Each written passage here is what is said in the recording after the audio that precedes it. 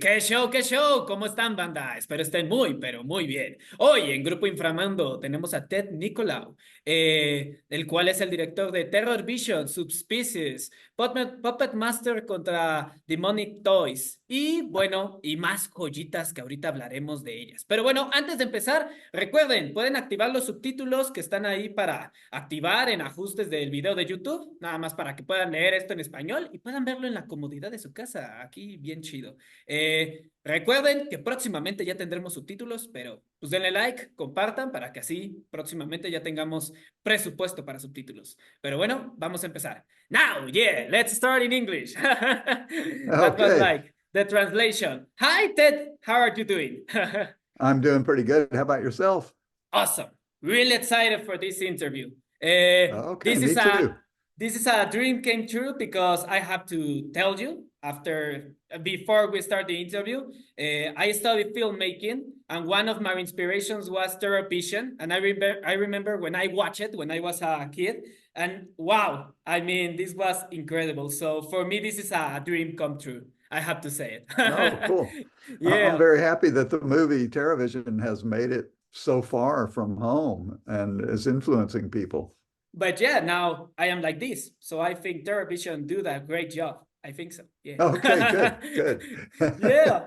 But okay, let's start off. Well, I just tell the people that you are the director and writer of stuff like Terrorvision, the franchise Subspecies, also Puppet Master versus Demonic Toys. That's right. And also in the Dungeon Master, you got this segment of like something Yeah, of Mad Max. I think it is like a Mad Max with with a lot of creatures, stuff like that, and it is really interesting. But I'm oh my god, you got like a filmography that is really interesting. Also, you got these movies with some dog people that is really interesting. So yeah, let's start with this question. You got your last picture, I think last year, that was Subspecies 5, yeah? And it is really interesting because, I mean, this is like the fifth movie of this franchise, and I want to know, how do you think the years had changed, you know? From the first Subspecies movie and now in this movie, how did you think these changes, you know, like with the practical effects, the digital effects, the horror production stuff? What do you think is the change, you know, like the evolution from horror to Suspicious 1 to Suspicious 5? Subspecies 1, we shot in Romania in 1990, just after the revolution. And we used a completely Romanian crew, Romanian camera equipment. Uh, and we worked in a very simple way because we had no dolly. We only had a short boom arm to bring the camera up and down. We didn't have fancy lights or a good camera. So that film was shot in a very rudimentary style. With subspecies, but we did have a really good makeup effects artist, and so the practical effects were pretty good in that film. Subspecies 2 and 3 were shot a couple of years later. We had better equipment that was brought in from Italy. We had a makeup effects team that did the makeup effects for Radu and for Radu's mother, Mummy. We uh, were able to travel around Romania a lot more extensively, so the locations were more spectacular, even though the locations of Subspecies 1 were pretty spectacular and right for the movie. What occurred between Subspecies 1 and 2 and 3 was we had to replace Laura Tate as Michelle with Denise Duff, who's gone on to do the rest of the films. I think I got better as a filmmaker. Subspecies number 1 was really my second feature after Terrorvision.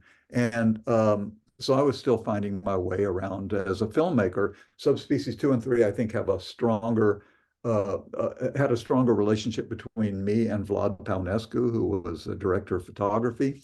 I think the performances are strong. Anis Hove, who plays Radu, we kind of came to an agreement because on subspecies number one, he was drinking a lot because the wine was very cheap in those days.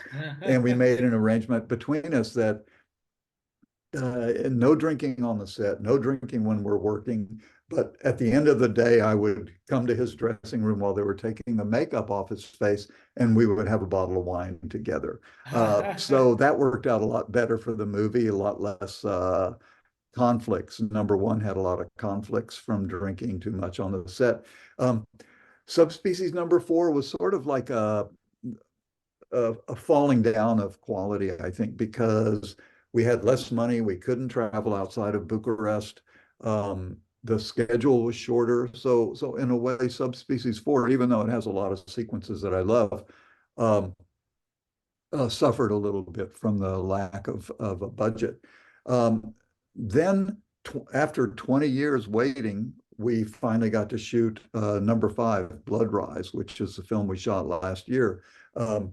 And because by now Romania has become such a popular site for filming, we had to shoot it in Serbia to find the locations that we needed.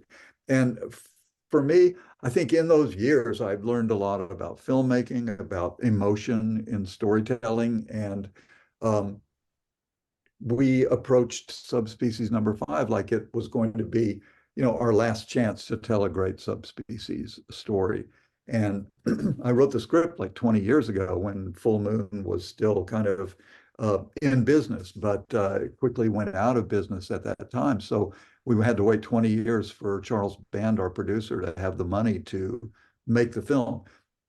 And I'd grown a lot as a filmmaker, and the Serbian crew was a fantastic bunch of artists to work with. The cinematographer Vlad Ilic and our production designer, who was also just Ivan Chirovic, who was also just an incredible artist. They brought a lot to the movie, and the Serbian actors, who we found some really great Serbian actors like Stasha Nikolic. And so Subspecies 5, I think, kind of brought us back to the quality of Subspecies numbers 2 and 3. The makeup effects suffered a little bit in number 5 for a variety of reasons, but I think overall the performance of Anas Ove as Radu has kind of only grown in depth with each film, really. And so in a way, Subspecies 5, I think, was kind of equal to the better efforts of the early years, even though we've all grown a lot older in the time. Yeah, it is that for me it's really interesting also with Radu, which is, for me, it is an incredible villain, and also the evolution that this character has when we see like this prequel in the number 5. For me, it's really interesting because, there are several characters as Freddy Krueger, Jason, Chucky, Leatherface, all these characters from horror movies that they got a lot of movies, these franchise movies. And the thing is that it is really difficult for directors and writers to have, first of all, they are in the same saga, there are the same directors and the same writers in the same saga. I have seen that you have managed this quality on this franchise, and also it has your footprint. So for me, that is really interesting. And also, I don't know, it is something that it is an achievement in horror industry to develop a franchise that it is solid and that you could have been directing it. Also with this producer Charles Band on it. What was that thing that helped you to get the inspiration of being focused on this franchise? Like having this love to the franchise, and also to be developing more movies and don't go to new characters, new other stories, stuff like that. What was like this direction that you got on your mind that you say, I need to finish this with the number 5. I need to do this movie, instead of making another movie and giving this power to the franchise. I think in general, I think my love of the character Radu and the actor who plays him, Anas Hove, my love for Denise Duff and her character in the earlier films as a modern woman. And I felt responsible for the movie. And so I couldn't imagine somebody else directing the films. And I felt, even though I didn't really love vampire movies as a child, I was more of a Frankenstein fan. Uh, and but once I started directing the subspecies films, I really kind of came to understand the depth of kind of the history of a vampire and the intelligence and the sadness and the loneliness and so many emotional dimensions of a vampire character. And I was lucky enough to have Anas Hove, who had all of those elements and was able to bring it to the film. So for me, I feel responsible for the franchise, and I loved traveling and shooting in Romania, and I love the Romanian crew. And so for me, it represents, even though the first film was really difficult and I hated a lot of the days of shooting because it was so hard. In the end, you just remember the good moments and the times of friendship and collaboration with artists. And so for me, I have such fond feelings for the movie making process of those films that I couldn't imagine somebody else taking over. Wow, that is awesome. And I think it's incredible because you say Frankenstein earlier, and I think this you are Victor and this is your creation, you know? So, but Victor loving the creature because, you know, Victor doesn't love the creature, but in this case, you love the creature, which is everything in subspecies. And for me, that is an achievement. And that's incredible. In horror, we talk about, there is the horror, there is the horror comedy, there is the slasher, the gore, the zombies. We got a lot of subgenres, and for me, that is beautiful in this horror, in this genre. So the thing is that you have made horror comedy movies, and you have made these like subspecies horror, more focus on horror, you know? How did you manage to be so versatile in making, you know, you got this script in comedy and horror comedy and you got this script in horror? How do you manage the levels of comedy and the levels of horror? Because, you know, you got Terrorvision that for me, it is awesome visually. The story is incredible, and also the comedy in the moments of comedy, you know, like the part where the monster it is like eating the food and with the music and this stuff for me is hilarious. And also with the grandpa and the military grandpa and the kid with the guns. I mean, it's really pure horror comedy. And then you got Subspecies that it is really serious, it is romantic, it is got the sexual stuff of, you know, the vampires. So how did you manage as a as a director, and also when you write, how did you manage these levels? What did you think is more difficult? When I was a film student, I felt very close to comedies, and I kind of wrote comedies, but I also loved surrealism, and so my comedies tended to be a little bit dark and a little bit strange. When I had the opportunity to direct Terrorvision, number one, the idea of a monster coming out of a TV set struck me as kind of funny. I also had edited a number of films that John Buechler, the man whose company created the monster for Terrorvision, the Hungry Beast. I knew kind of his limitations and what I could do with the creature that he built. So I felt for some reason the idea struck me as a great potential for a satirical comedy. So so I wrote it as a comedy, and I was lucky enough that uh, I was able to convince John Buechler and his team to create this monster that was such a stupid looking, kind of lovable pet of a monster. And I was also really lucky in the casting of that film to have Garrett Graham and Mary Warnoff and John Grise and Diane Franklin and Burt Remsen and the cast that was able to take the script that I wrote and bring it to life in a really funny way. So I got to make my comedy. When Terrorvision came out, it was very few people understood it, and critics hated it. And the idea of comedy monster movie is only appeals to a very kind of like limited kind of group of people. So it kind of broke my heart that the film was so poorly received.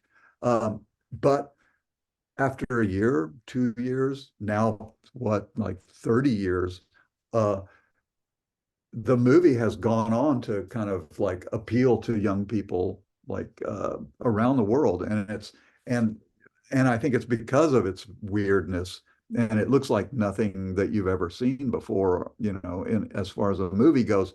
So in a way, I'm really happy with the film now. Even though it broke my heart in the beginning, it was like it's so satisfying to see young rock and rollers and hipsters and record company owners here in Los Angeles that really loved the film and that it was like a real influential in their youth.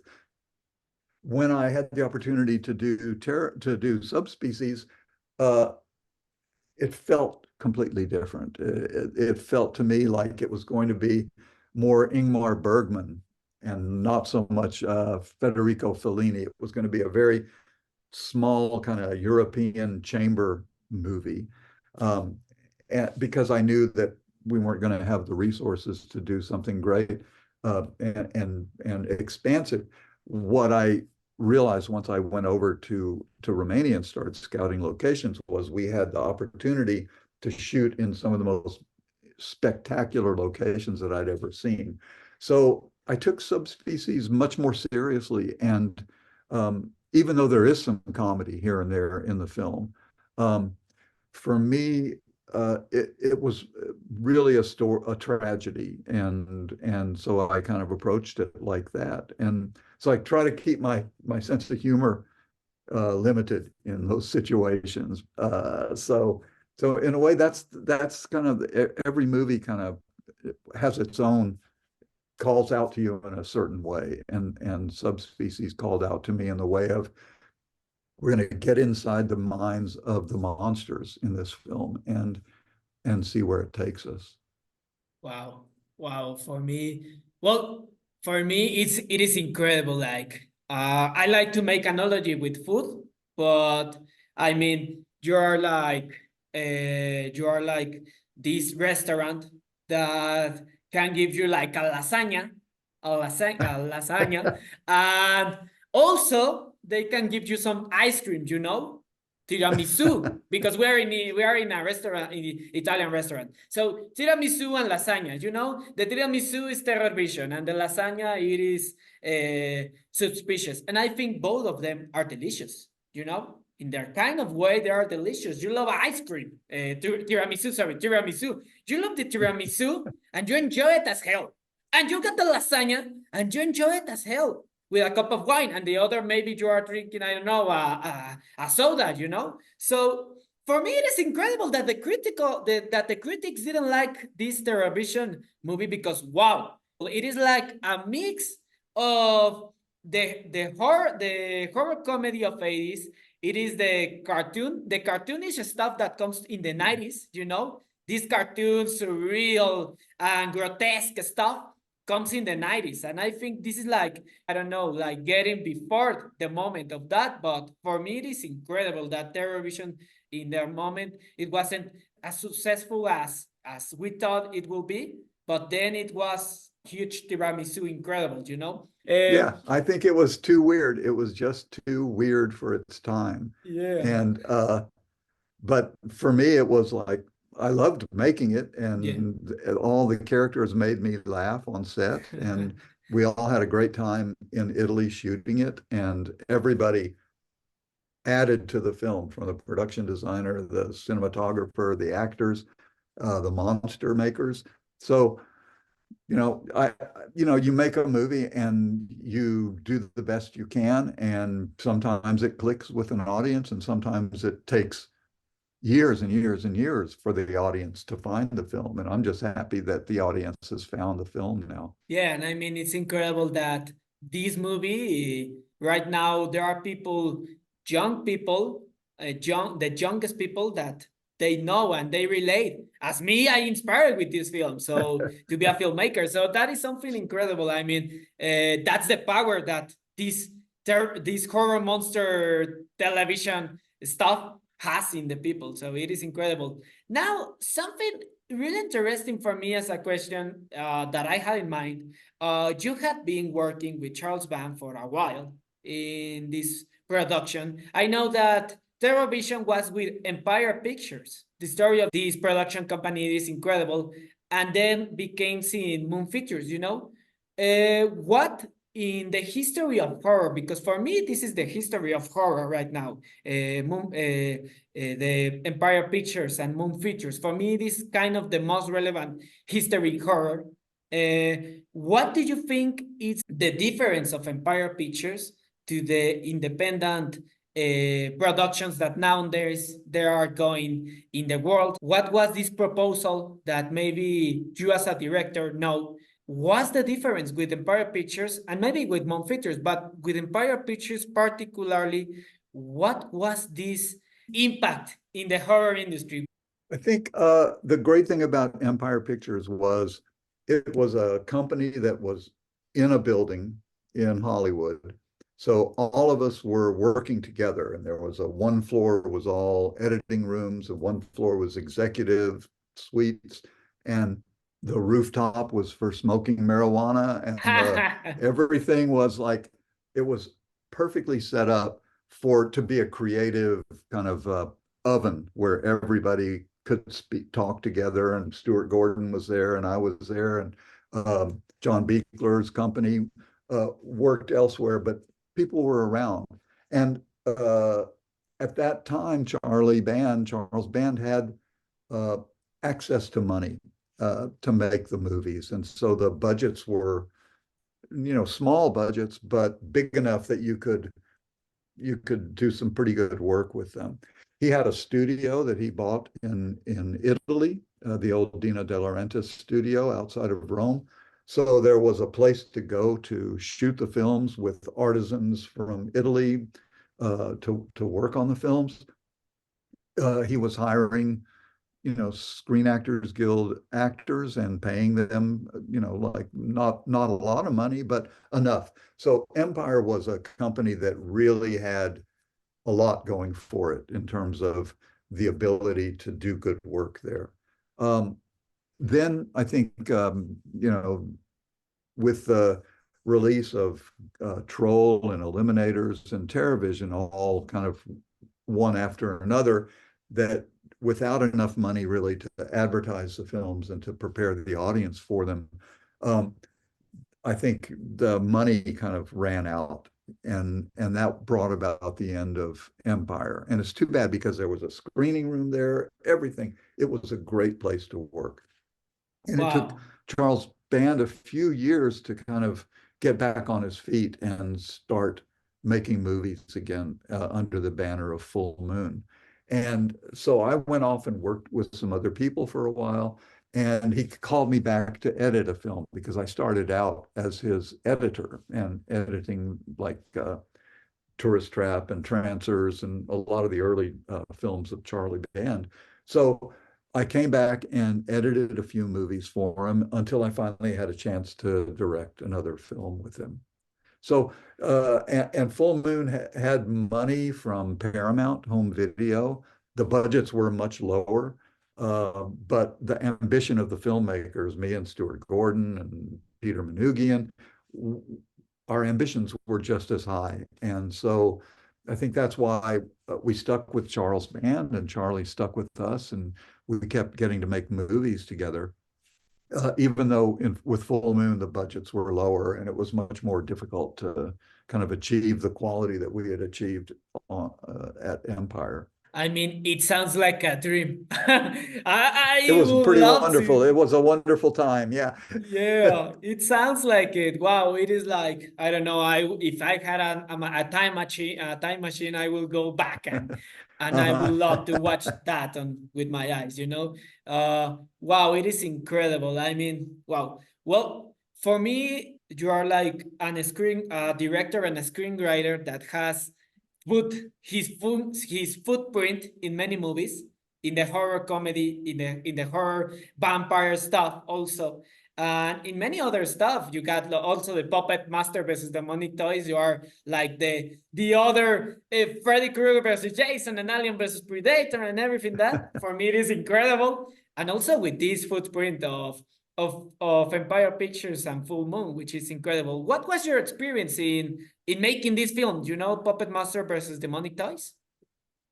Oh, Puppet Master versus Demonic Toys came at a time in my life when I hadn't gotten to direct a film for a few years, and I was dying to do another movie. Charles Band didn't have the money to make another Puppet Master movie, so he sold the rights to Puppet Master versus Demonic Toys to an outside company. And then he recommended me to direct it. And for me, I like directing human beings, and I don't like puppets very much. And the working with puppets is so boring and so difficult to get a performance out of a puppet. And so I took that film, and maybe I should not have directed it, because the producer was not very good. He cast Corey Feldman. The producer was not very helpful in the making of the film. He cast Corey Feldman as the father, and Corey was kind of badly miscast. He cast Sylvia Suvadova as the police officer, and Sylvia is a beautiful woman and an amazing actress. And I really loved working with her, but she was completely wrong for the role of an American police officer. Okay. So with more time, I should have rewritten the script and changed her into some international spy or something. The people who did the puppets were a little bit disappointing. And the director of photography and I did not get along at all. So for me, it was a very difficult film to make. Okay. And we were shooting in Bulgaria, which was, after shooting in Romania for so many years, Bulgaria seemed less inspiring. And so we did that movie, and I found ways to enjoy it and make it a little bit funny. And Corey Feldman kind of played along with it, and we had a good time making the film. But it's not my proudest Yeah. achievement as a filmmaker, you know. And for some reason, maybe it veered a little bit too far off of the actual path of the Puppet Master movies. So I don't even think Puppet Master fans like that film very much, even though I like, there's a lot about that film that I do like, you know. And it is curious because there with Freddy versus Jason and the other movies versus, you know, this versus genre, there is like this many of the directors, the actors, the writers. I don't know if it is like a kind of course, but like the subgenre of versus, it is something difficult, you know, in the story of Freddy versus Jason, the Alien versus Predator, Sadako versus Kayako. You know, this is kind of something that happens. I don't know why it could be, but it is maybe a course of the versus. But Maybe because you're sort of, by that point, you're just trying to cash in on the franchise name. sure. So your intentions are not so pure in making a movie that you really want to make. For a lot of reasons, I think that film kind of is not my greatest achievement. Okay, no, and that's clearly, you know, we kind of see that in many production companies that they just want to get money with these franchise that are already made. But yeah, it is really interesting. Also, for me it is really interesting to hear that you don't like to work with puppets, because you know the monster of Terrorvision. How does it work? That monster, I want to know. That monster, you know, little puppets don't appeal to me very much. The Okay. monster of Terrorvision was something else, because he was Okay. the Huge. full size. And when you spoke to him, some of the operators were inside his body and Wow. looking out through the mouth at you. So you could actually feel like you were talking to a character that was standing in front of you. And he was he had so many moving parts and two people inside operating his mouth and his eyes, and two people in front operating the tentacle and the eyeball and the tentacle and the pincers. Um, it was a big thing every time he came on set to prepare him to shoot and to slather him with slime, and then the slime would drip all over the carpet. Um, but Wow. there was something about him that was so endearing and lovable. And he was like a big, stupid pet that just pooped all over your floor.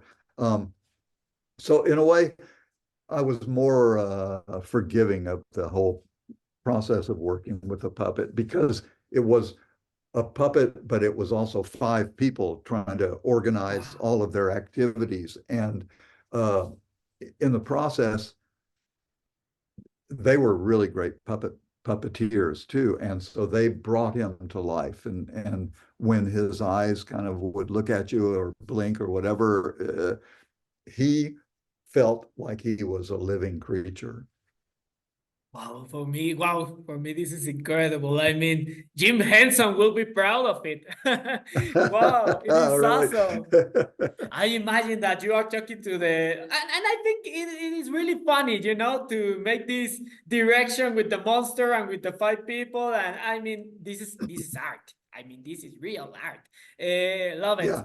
Uh, no, and I understand totally because, well, with the little puppets and a bigger puppet, I mean, it is like, no, I mean, that is a really good comparison. I mean, wow. Well, I have to say, you are one of the horror footprints in the 80s and also, I think, in the 90s. With this Suspicious 5, I think also you're a footprint in the 2020s with these underground horror movies. So in Group Underworld, which is the channel where we are making this interview, this is the segment called Artists from the Underworld. And in this segment, we try to interview people that are right now, that were or are in movies as directors, writers, actors, any other kind of art, product stuff, authors, anything that it is related to horror, And the meaning of these interviews, it is to inspire more people to create horror, to make real their nightmares. So for me, it will be incredible if you could give us like an advice for all the horror maniacs that want to make real their nightmares with this being as a director, an editor, and a screenwriter. What will be your advice to all those people, to all those horror maniacs that want to make their nightmares real? Which will be like your advice? My advice to aspiring filmmakers, writers, editors, is to group together. Like a director needs a producer, a director needs a great screenplay, an editor needs a director. Everyone, you have much more power as a group than you do as an individual. And you should support all of your fellow filmmakers, not compete with them, but or be in competition, but a friendly, supportive competition. You should go out and take a camera, even if it's the camera on your smartphone, and shoot movies.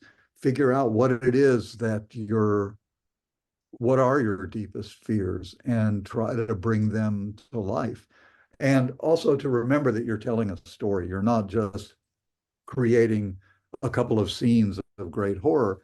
You have to, there has to be some character that you follow or that you love. What, even if, like in my films, the character that you love are really the monsters, that you have to be aware that you're telling a story, and that you want your story not to just be for yourself and your friends. You really want to tell a story that's going to somehow affect other people. And the main blood that flows through these stories is emotion. And you have to kind of manipulate an audience's emotions to kind of go along with your story. So be friends with your fellow filmmakers, align yourself with some people who can join together and create a little band that will work together. Make sure you're telling a story that is the real story, not just a bunch of horror moments. Wow. And good luck to you. And, you know, Awesome, awesome, awesome. Thank you for that advice for all the aspiring filmmakers, for the new artists from the underworld that maybe will emerge from the underworld and yeah, they I hope will make so. I hope magic. so. Yeah. And thank you for being the artist from the underworld in this interview and always making horror. Thank you for all the movies that you have made, and also thank you for the love letter that you have made in the couple of in over the years to the horror industry, because I think that is something incredible. Hey, thank you for spreading the word, and I hope more people see Terrorvision because of you.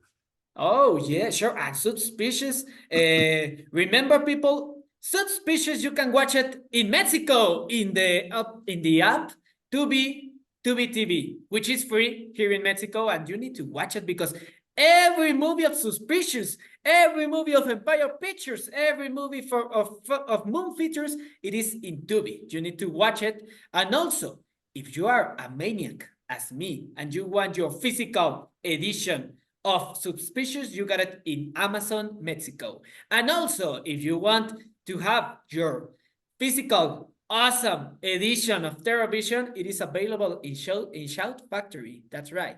You need to have it. And also, I wish to the lords of our video to give us some of Ted Nicolau movies in our video, because wow, I love our video, and I just watch Dolls and Dungeon Master, that is the movie that also you are in, and Arena, that I love it, in our video, and they do a magical work also.